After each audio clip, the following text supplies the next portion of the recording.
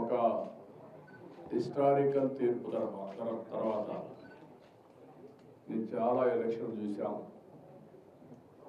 ఎప్పుడు కూడా ఇంత పెద్ద మ్యాండేట్ ఇవ్వలేదు. ఇది ఒక హిస్టారికల్ విక్టరీ. 93% స్ట్రైకింగ్ రేట్ అనేది ఎప్పుడు జరగలేదు రాష్ట్ర చరిత్రలో, దేశ చరిత్రలో కూడా నాకు గుర్తున్నంత వరకు ఇంత హిస్టారికల్ విక్టరీ ఎప్పుడు రాలేదు. అదే సమయంలో అది అయిన తర్వాత నిన్ననే ప్రమాణ స్వీకారం చేయడం, సాక్షాత్తు కేంద్ర ప్రభుత్వం ప్రధానమంత్రి అమిత్ షా గారు, అదే మరి వేరే రాష్ట్రాల ముఖ్యమంత్రులు, ఆల్ ఇండియా బీజేపీ పార్టీ అధ్యక్షుడు నడ్డా గారు, ఇలాంటి ప్రముఖులందరూ రావడం, ఆ తర్వాత నేను వెంకటేశ్వర స్వామి ఎప్పుడు కూడా నాకు కులదైవం. నేను ఏ సంకల్పం చేసినా ఒక్క నిమిషం వెంకటేశ్వర స్వామిని తలుచుకొని ఆ సంకల్పం ప్రకారం ముందుకు పోతాను. అదే మరి చిన్నప్పటి నుంచి మీరు చూస్తే ఇదే రోడ్లో మంగాపురం నుంచి చదువుకున్న రోజుల్లో కూడా దేవునికి ముక్కులు తీర్చుకోవడానికి నడిచి వచ్చేవాళ్ళం. అక్కడి నుంచి మళ్ళీ ఈ రోడ్లో తిరగడం వరకు నడిచి, ఆ తర్వాత బస్సులో వెళ్ళేవాళ్ళం. అది నా జీవిత ప్రారంభం. వెంకటేశ్వర స్వామి ఆశీస్సులతో అంచెలంచెలుగా మీరు చూస్తే నేను ఎదగడం, రాష్ట్రానికి ముఖ్యమంత్రి కావడం, దేశ రాజకీయాల్లో ఒక పాత్ర పోషించే పరిస్థితి వచ్చింది.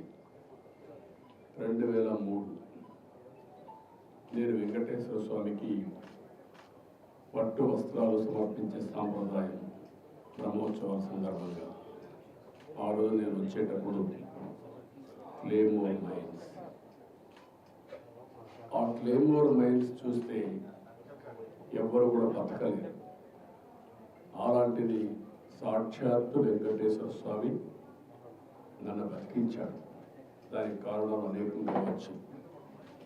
ఆయన సేవకు నేను వచ్చేటప్పుడు నేను చనిపోతే ఆయన కూడా అపవాదు కావచ్చు, లేకపోతే నా వల్ల ఇంకా ఈ రాష్ట్రానికి ఏదో చేయాల్సిన అవసరం ఉంది, ఈ జాతికి ఏదో సేవ చేయాల్సిన అవసరం ఉందని ఆయన గుర్తించి నాకు ప్రాణభిక్ష పెట్టుండొచ్చు. కానీ ఏదేమైనా మళ్ళీ ఈ విక్టరీ మీరు ఒకసారి చూసినప్పుడు వెంకటేశ్వర స్వామి స్ఫూర్తిగా, ఆయన ఆశీస్సులతో నేను ఏం చేయాలని ఆలోచిస్తున్నాను. ఒకసారి ఇవన్నీ చరిత్రలు. ఎన్టీ రామారావు గారు అన్నదానం పెట్టాడు. అన్నదానం ప్రవేశపెట్టిన తర్వాత దేవాంశ పుట్టినప్పటి నుంచి ఒకరోజు అన్నదాన కార్యక్రమానికి ప్రవేశిస్తున్నాడు.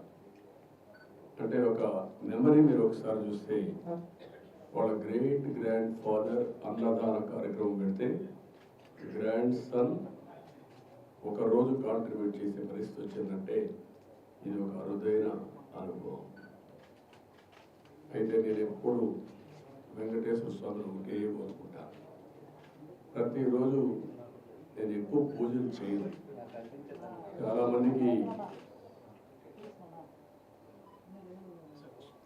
మందికి నేను పూజలు చేస్తాను లేదు కూడా తెలియదు.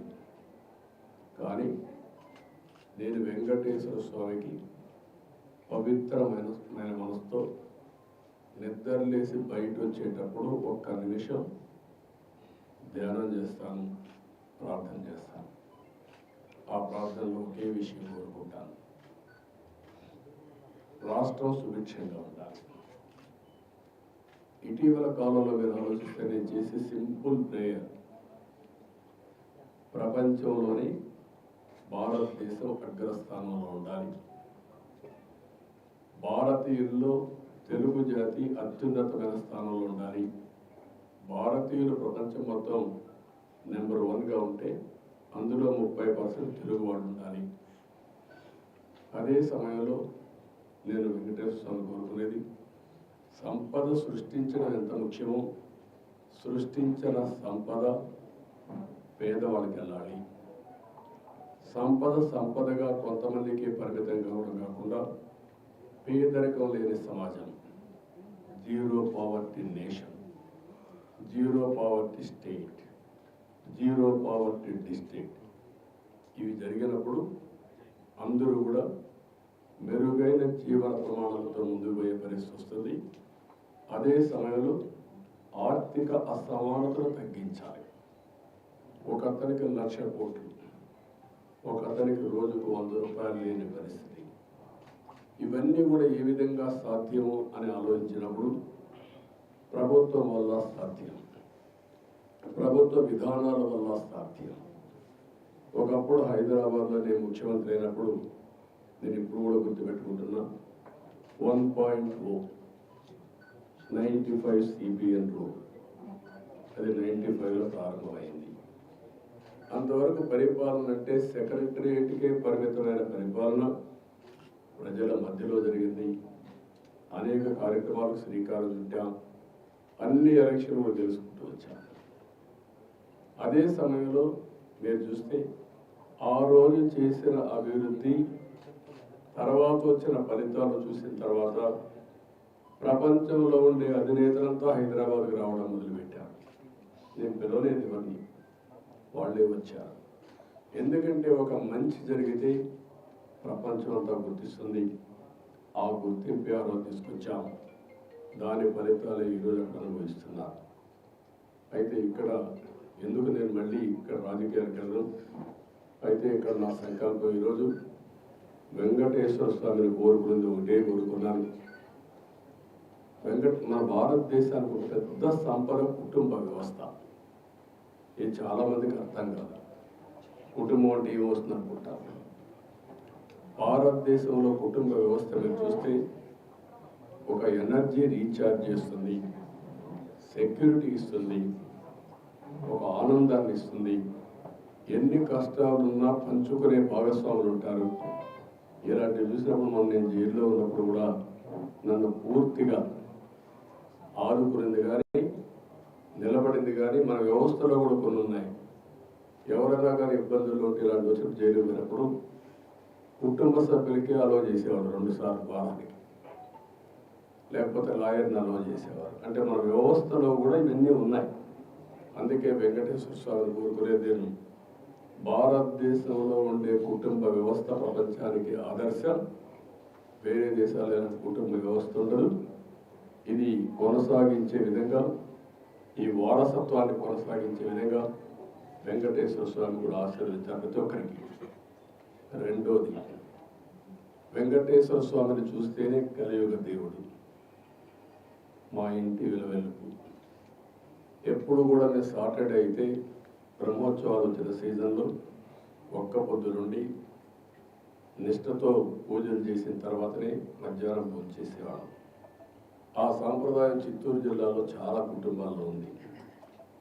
అందుకే వెంకటేశ్వర స్వామి దేవాలయాలు ప్రపంచం మొత్తం ఎంతవరకు వీలైతే అంతవరకు ప్రమోట్ చేయాలని. ఎందుకంటే తెలుగు జాతి కూడా ప్రపంచం మొత్తం వెళ్ళింది, భారతీయులు కూడా వెళ్ళారు. ప్రతి ఒక్కరూ ఒకే కోరుకుంటారు. జీవితంలో ఒక్కొక్కరు కోరుకుంటుంది.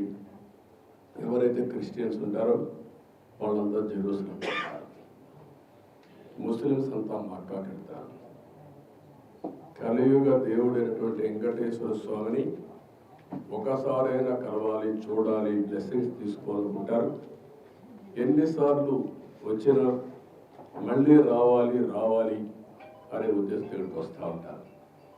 ఇది స్వచ్ఛందంగా ఒక వెంకటేశ్వర స్వామి టీటీడీ ఒకటే కాకుండా అందరూ కూడా వచ్చి ఎక్కడికక్కడ శ్రద్ధ చూపించి ఇప్పటికే ప్రారంభమైంది. ఇది ఉద్యమంగా చేసి ఇండియాలోనే కాకుండా ప్రపంచం మొత్తం వెంకటేశ్వర స్వామి దేవాలయాలు నిర్మించి తద్వారా వెంకటేశ్వర ఆశీస్సులు తీసుకోవాల్సిన అవసరం ఉంది. దానికి కూడా నాంది పలుకుతాం. అయితే ఇక్కడ నేను కోరుకునేది ఒకటి ఉంది,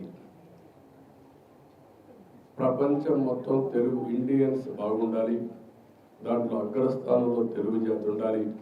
నేను అక్కడ రాయడంలో కూడా ఇదే రాస్తా ఉంటాను. ఎప్పుడు మీరు చూస్తే నేను రాసేది ఇండియన్స్ నెంబర్ 1గా ఉన్నప్పుడు 35% తెలుగు వారు ఉండాలి, తెలుగు జాతి ఉండాలి.